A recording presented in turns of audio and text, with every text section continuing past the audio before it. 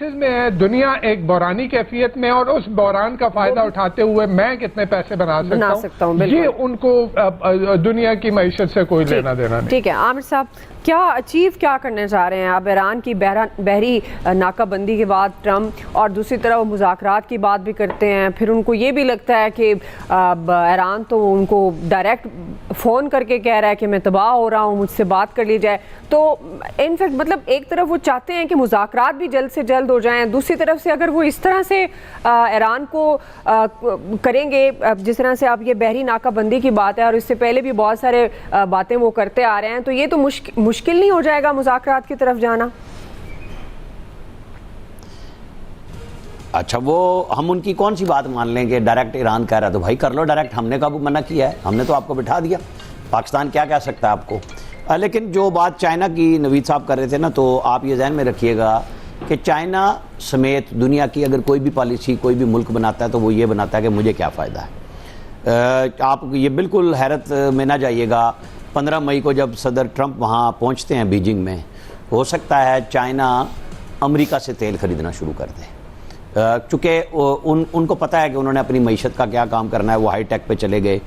وہ آپ کو پتہ ہے کہ جب وار آن ٹیرر پہ امریکہ جنگ لڑ رہا تھا تو یہ میڈ ان چائنا پہ کھڑے ہوئے تھے، پوری دنیا میں کیپچر کر لیا انہوں نے چیزوں کے اوپر، الیکٹرانکس میں جہاں جہاں کوئی جگہ مل سکتی تھی۔ چائنا کسی لڑائی میں نہیں گیا لیکن اپنا کام اقتصادی طور پہ ڈال دیا۔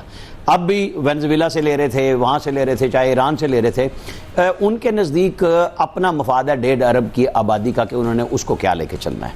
تو بالکل حیرت میں کوئی بندہ نہ جائے کہ اگر ان کا آپس میں کوئی دونوں کا معاہدہ ہو جاتا ہے اور بدلے میں ایک دوسرے کے ساتھ تجارتی مفادات وہ کر لیں گے۔ ہاں، ایران پہ آ جائیں، بالکل ہمارا دل نہیں کرتا، ہمارا اسلامی بھائی ہے، پڑوسی بھائی ہے، کہ ان کو نقصان نہ ہو، لیکن حقیقت تو یہ ہے کہ انفراسٹرکچر ان کا تباہ ہو چکا ہے۔ جو کیش فلو ہوتا ہے اکانومی کے اندر سب لوگوں کو سمجھ آتا ہے، جب وہ جو روزانہ کی بنیاد پہ پیسے آپ کو مل رہے تھے وہ رک جاتے ہیں، بے شک آپ نے میڈ ان تہران کر کے اپنے لوگوں کو 47 سال میں تیار کر لیا ہے، لیکن وہاں بے شمار وہ لوگ تھے جو اس جنگ میں ان کے ساتھ نہ ہوتے لیکن اپنی وطنیت کے نام پہ، قومیت کے نام پہ اپنی حکومت اور ریاست کے ساتھ کھڑے ہو گئے۔ لیکن جب آپ بھوک میں ماریں گے، آپ انفراسٹرکچر میں ٹھیک نہیں کریں گے، بجلی وہاں نہیں ہوگی، اور پھر آپ معاملے کو حل بھی نہیں کریں گے، تو وہاں امریکہ تو پہلے سے اس بات کے لیے پیسے بھی لگا رہا ہے۔ آپ کو یاد ہوگا صدر ٹرمپ نے کہا کہ ہم نے تو کردوں کو اسلحہ بھی دیا تھا اور وہ پہنچایا ہی نہیں گیا۔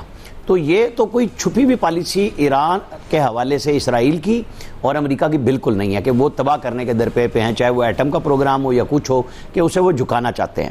لیکن کیا ضد سے پاسداران انقلاب، میں اب حکومت ایران کی بجائے میں پاسداران انقلاب کی بات کر رہا ہوں۔ آپ ذرا طالبان کو دیکھ لیں، انہوں نے 9/11 کرا لیا، تورا بورا بنوا دیا اپنے پورے افغانستان کا، سارے پہاڑوں کے اوپر، وہ اسامہ بن لادن پہ اڑ گئے، اور کیا بنا اس افغانستان کا؟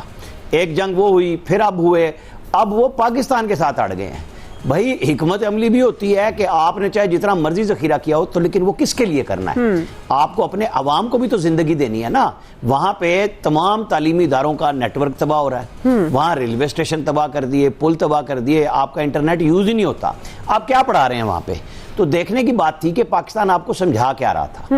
پاکستان یہ کہہ رہا تھا کہ حضور سمجھیے، راستہ نکالیں، آپ کے معیشت تباہ ہو رہی ہے، پوری پاکستان کی نہیں ہوئی، دنیا کی ہو گئی، پورے گلف کی تباہ ہوئی ہے، جاپان، چائنا سب متاثر ہوئے ہیں، ٹھیک ہے؟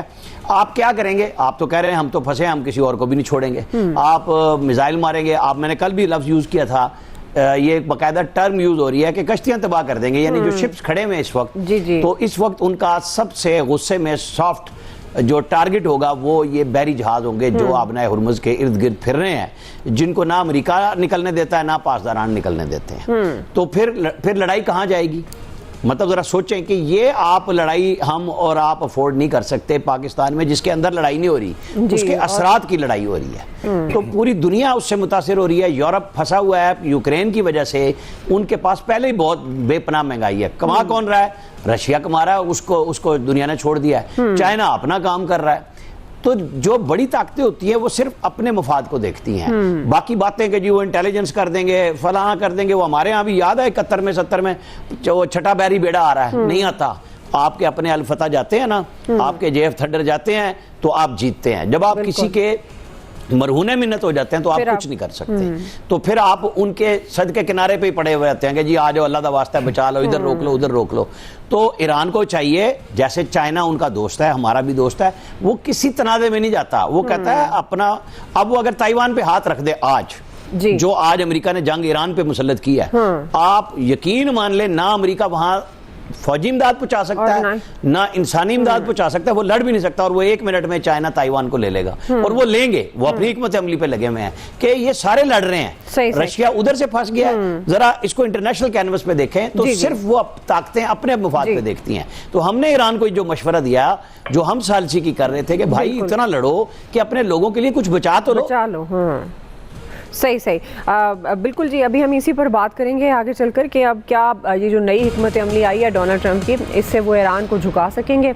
एक ब्रेक लेते हैं क्विकली नाज़रीन, ब्रेक से वापस आते हैं, इसे कंटिन्यू करेंगे।